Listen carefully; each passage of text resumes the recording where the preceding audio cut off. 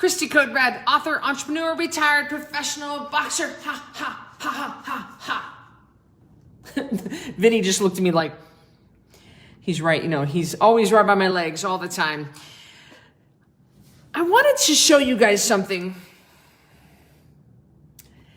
A lot of you guys, this is not a big surprise. You guys have seen these, you know, handmade, you know, either pot holders or, you know, this is a cup.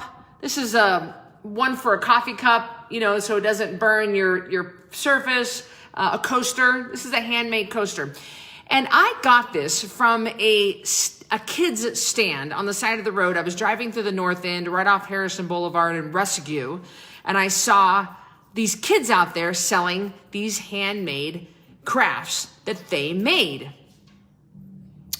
And, you know, I saw the signs and they were like, you know, like they had signs out there and they were sitting there and they were saying, you know, stop. And I think they were selling cookies. They were selling these, some, you know, lemonade, your typical lemonade stand for a little kid.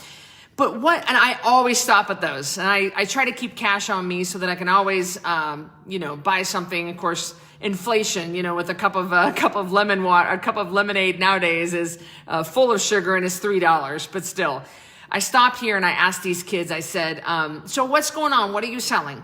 And I'm serious with the kids when I'm, you know, I don't just like, I'm like, what are you selling? What's going on? And boy, the ringleader, you know, she stepped right up and she said, we are selling cookies. We're selling some homemade keychains, some homemade coasters, and some lemonade. And I said, what are your prices? You know, and she lined them out for me. She was very confident. And I love seeing confident kids. I mean, I don't know what it takes to really raise a confident kid, but I guess letting them do things like this probably helps. But, you know, and I asked her, what are you guys raising money for? And I said, what are you going to do about, you know, with this money? Are you just raising money to spend on candy, or are you raising money? And they were raising money for some sort of a good cause, like feeding, feeding America or something, or, you know, I'm not even saying that's a good cause. I'm just saying that she actually had it wasn't just like, yeah, we want to go roller skating, you know, although if she wanted to go roller skating and she was earning money to do it, like, I mean, so what, you know, but they actually had a reason for doing this sale. And so it was so great because she lined out the cause, how much money their goal was, like what their revenue goal was, how long they plan on staying out there all day today, all day tomorrow, that their parents were right over here, that their parents were aware of what they were doing, and that they said it was okay that they were out here. And like, she was so good at lining out everything. And I was so impressed by this, you know, I couldn't believe it. I bought this and I bought some lemonade and I poured it out when I got around the corner. It was so sweet, you know, but I'm not going to eat the cookies and I'm just not going to do that. They were very good though. They looked like they were definitely homemade for sure. Chocolate everywhere, gooey, you know, and I kept this. I really don't even use it. It kind of sits near my computer and it holds some things, you know, like just a couple of little things here. But why did I keep this? I kept this because it reminded me of that little girl. So enthusiastic, so on fire, so passionate about what she was doing, really put together, knew her stuff, knew what she was doing, had her goals in mind, articulated her goals, and had a plan to accomplish this.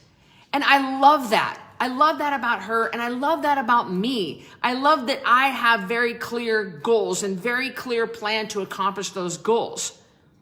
And I love her passion, and it reminds me to continue to have passion for what I'm doing. And a lot of people, when they first start losing weight, they are so excited. They have so much passion, like the weight is just falling off of them. And they're losing, a third of a pound a day or a half a pound a day, or even a pound a day for some bigger people.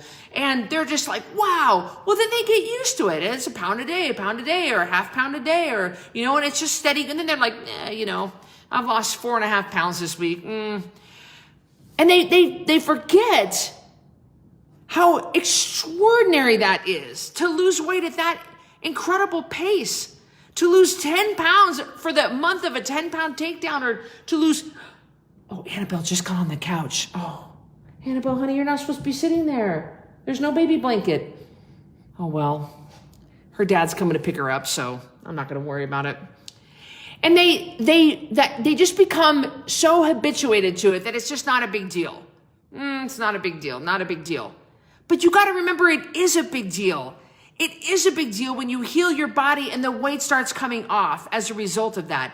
It is a big deal. Hang on to that passion. Hang on to that joy that you had in the beginning. Hang on to that awe that you're like, I'm losing weight. I'm eating eggs and bacon and steak and asparagus and cream cheese and cottage cheese. I'm losing weight. I'm not exercising. I'm losing weight. I'm not doing shakes and pills at $150 a month. I'm losing weight and I'm not doing ACG shots.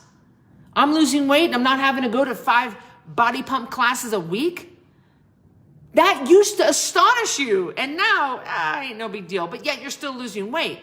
Hang on to the passion that this little girl had for her business and the passion that I have for Code Red, because I love to watch you heal your body. I love to watch the weight pour off of you so fast your clothes are just bagging off of you. I love watching that. And you've got to make sure that you hang on to what you were feeling in the beginning and be just as excited as you once were. Stay on fire for this, because you are healing your body and you're making great changes. All right?